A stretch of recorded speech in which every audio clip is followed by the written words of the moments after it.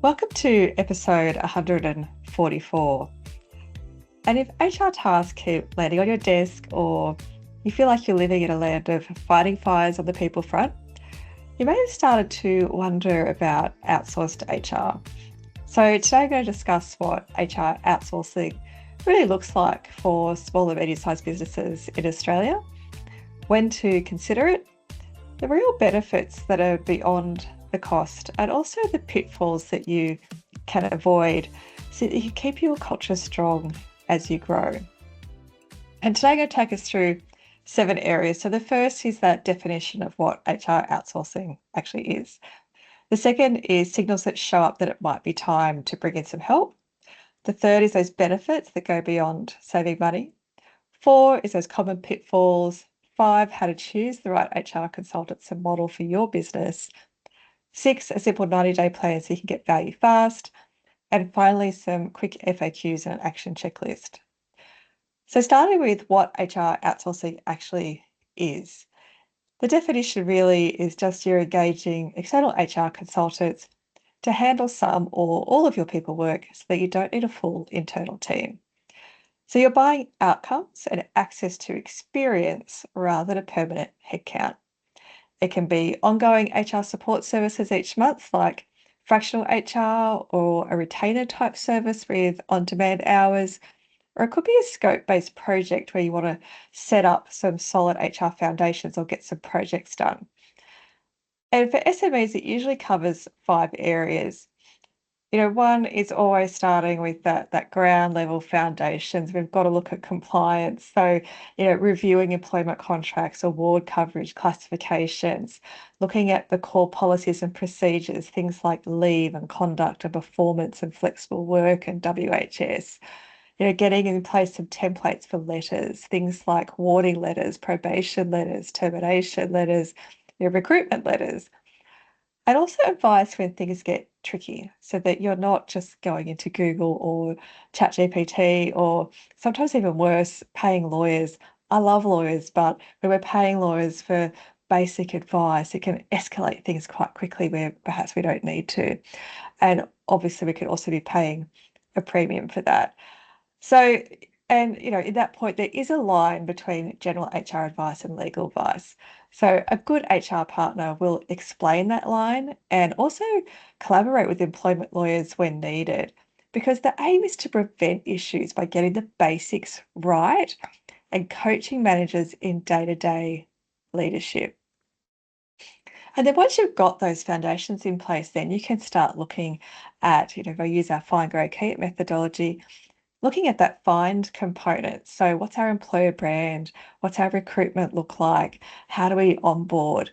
And getting support through that. So how do we clarify the roles and success measures before we ever advertise? Let's write a really compelling job ad and reflect our EVP and our values. Let's screen candidates properly and have interview guides so managers run great processes, having reference checks and offer support so you can land a really great person. And then moving into the onboarding process as well, just having that simple process that's the same for every hire, welcome packs, day one checklists, those first 90-day plans are really important. And then going into grow, so how do we develop, how do we set goals, link those to our targets, have short training for managers, offer the best training we can give managers is things like feedback, coaching, conversations. So having a look at what our development options are for our team, even in small businesses, we still have options there. And then, of course, we move into keep. So how do we retain great people? Let's look at performance, engagement, culture rhythms. How are we doing one-on-ones and team meetings? Performance frameworks that are practical and not just paperwork and forms. Pulse checks and simple HR metrics that you can use, and values that mean something so that your behaviours match those words on the wall. And of course, once you've got that in place, then we're looking at how do we have strategic HR and leadership coaching.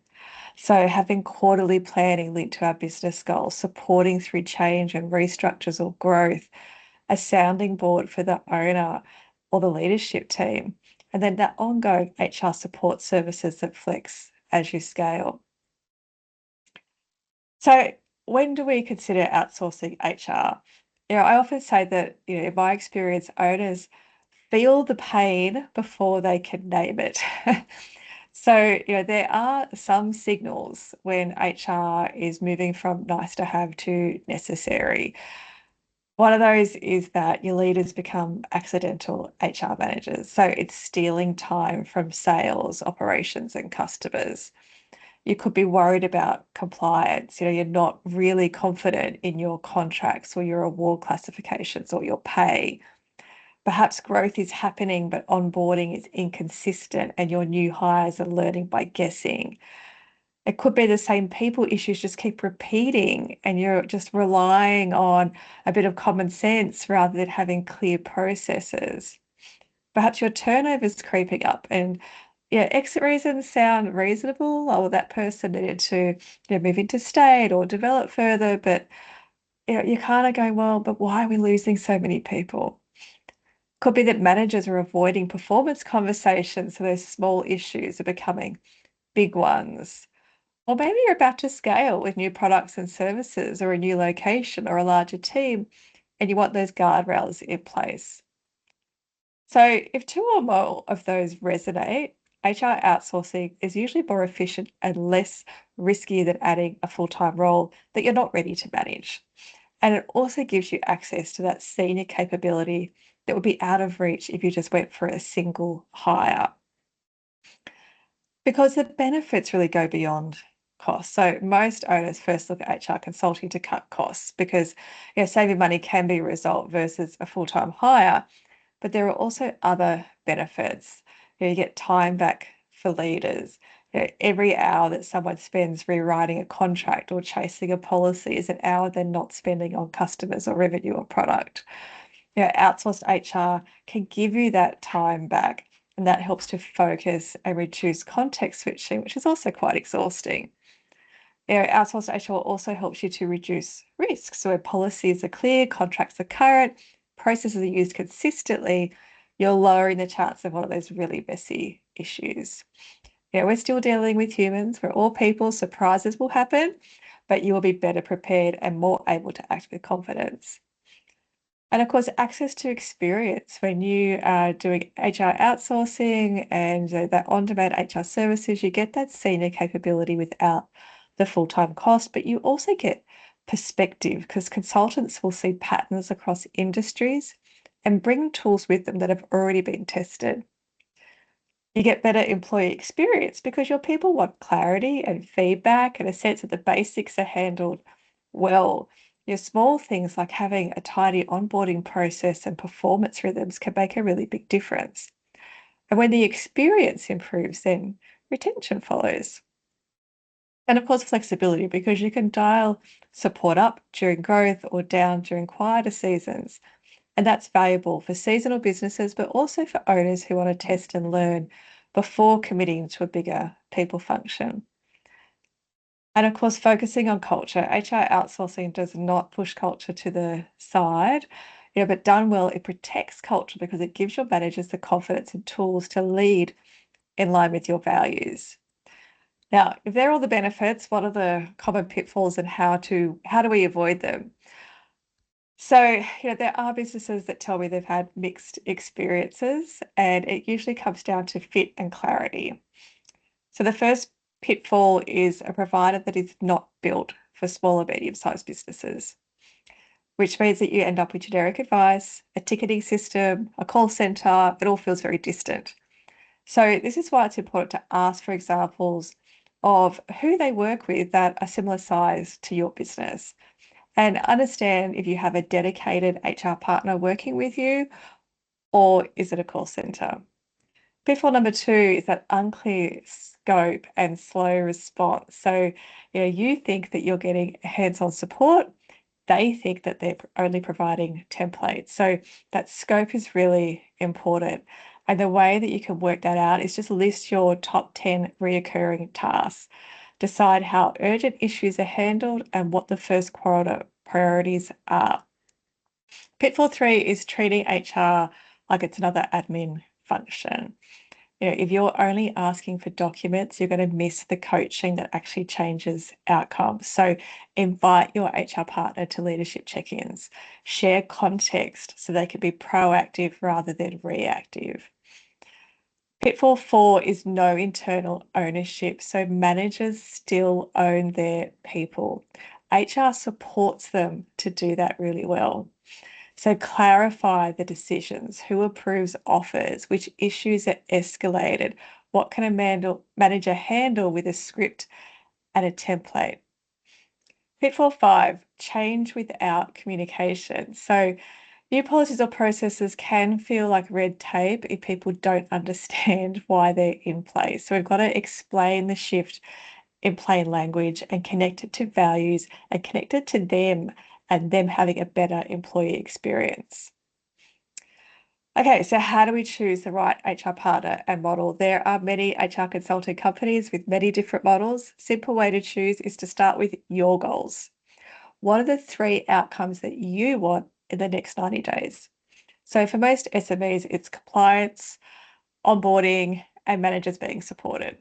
So choose the model that matches your rhythm. So ongoing HR support services like fractional HR will give you a set number of hours or days each month and a dependable partner for questions and projects.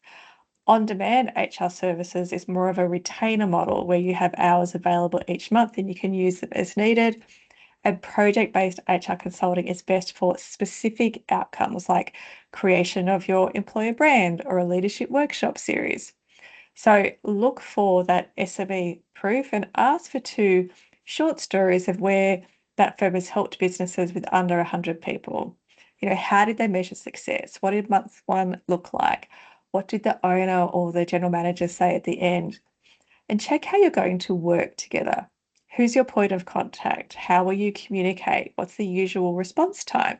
How do they handle urgent issues? Meet the person that you're going to work with.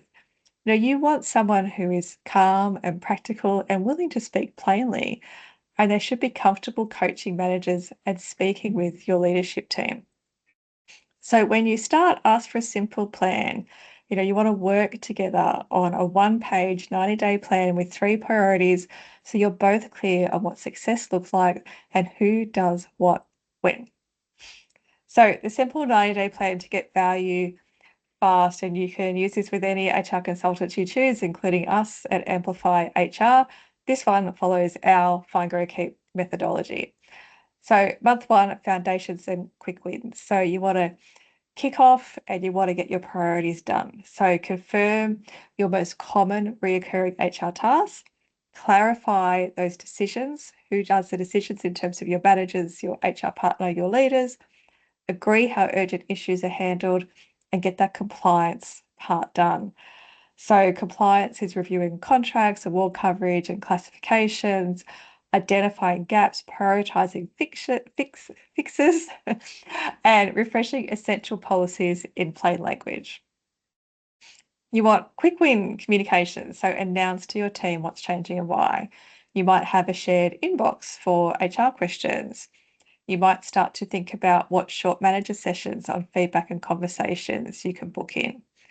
So by the end of month 1, you want a shared understanding of what good looks like. And then month 2, you can start to look at onboarding and manager capability.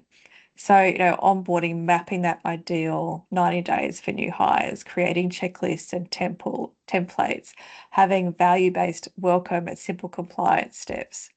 Want to look at short workshops on goal setting and coaching for your managers, having conversation guides for probation reviews and performance check-ins, and introducing those one-on-one rhythms. So by the end of month 2, hopefully your new hires will feel welcome and managers will feel supported.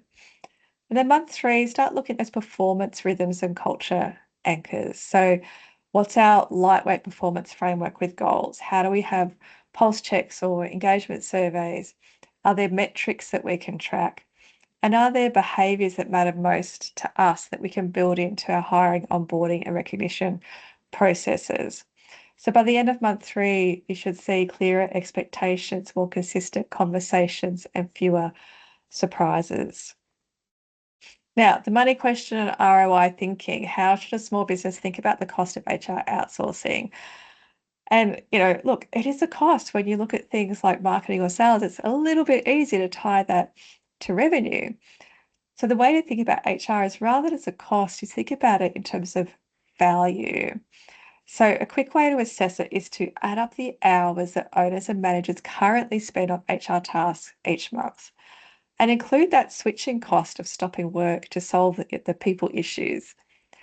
Put a simple hourly rate on that time and then consider the risk reduction from having compliant contracts and consistent processes. It's hard to put a neat number on that, but you may know the cost of a misstep if you've had one in the past. And then add the upside from improved onboarding, faster time for people to be competent when they come on board with you, better retention. And when you start to add in those gains, a consistent HR support service often pays for itself and then some, because then we add in the peace of mind that comes from not guessing. Now, a common concern is that outsourcing creates distance with culture, but it's important to remember that culture is not owned by a job title. It's one of the reasons why I've always disliked the title of people and culture manager, because culture is built by leaders through daily behaviors. So an external HR partner can strengthen your culture by helping to make those behaviors easier to repeat. When policies are clear and conversations are coached, you get more trust, not less. And managers will remain visible and accountable because HR is beside them as a coach and a guide. So, our quick FAQs, what is HR outsourcing? How does it work? So, hopefully, I've taken you through all of that in detail. It is essentially bringing in external HR expertise to handle compliance, hiring, onboarding, policies, performance, and ongoing support. So, you're getting senior capability without the need to hire a full-time role. What size business benefits the most? I say it's typically between 15 and 200 people. So at 15 is when things start to feel a bit hard. Smaller teams often want the on-demand HR services. Larger teams may go with mixed outsourced HR. They might have an internal coordinator and fractional HR, or look at HR projects. Which HR functions are most commonly outsourced? It's those compliance components, contracts and policies, support with the processes around recruitment, onboarding, performance, manager coaching, and of course, the day-to-day advice. Will outsourced HR understand our industry? And at the end of the day, the fundamentals of people leadership are the same no matter what industry you're in. In my experience, more important than specific industry is the context of it. So things like, is it a similar pace? Does it have a similar risk and workforce profile? So it's important to be clear about your context, not necessarily your industry. How quickly do we start? Well, foundations and urgent issues can be addressed immediately, but bigger change can be paced over perhaps that 90-day plan that we covered earlier, depending on what you've got happening. It may take longer. Can outsourced HR support our culture? Yes, when leaders stay accountable and the HR partner embeds simple practices that reflect your values from day one. How do we measure success? So look for fewer surprises, faster onboarding, managers feeling supported, clearer performance conversations, a drop in repeated people issues. So your action checklist for this week, there are 5 steps if you want to explore HR outsourcing. 1 is list your top 10 recurring HR tasks that drain time and energy. 2, circle the 3 that cause the most risk or frustration. 3, decide which model suits your rhythm. Ongoing support like fractional HR or on-demand hours or a specific project.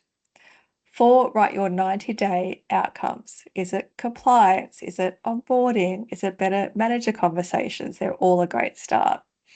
And 5, book a discovery chat with a partner who has real SME runs on the board and ask for specifics on how they support their clients. At Amplify HR, we help owners and leaders do this every day. We support small and medium-sized businesses with practical HR outsourcing and HR support services that scale with you. So if you want clarity and momentum, You can book in a free discovery call. The link is in the show notes. If this episode was useful, follow the show, share it with a fellow business owner or manager who's building their team this year. You can also show us the love by leaving a rating or a review over Apple Podcasts or Spotify. Episodes are released on Mondays, so click subscribe and you'll be notified of when it's available. Thanks so much for joining me. If you have any feedback, questions, or ideas for future episodes, head on over to amplifyhr.com.au or connect with me on LinkedIn and we can start a conversation.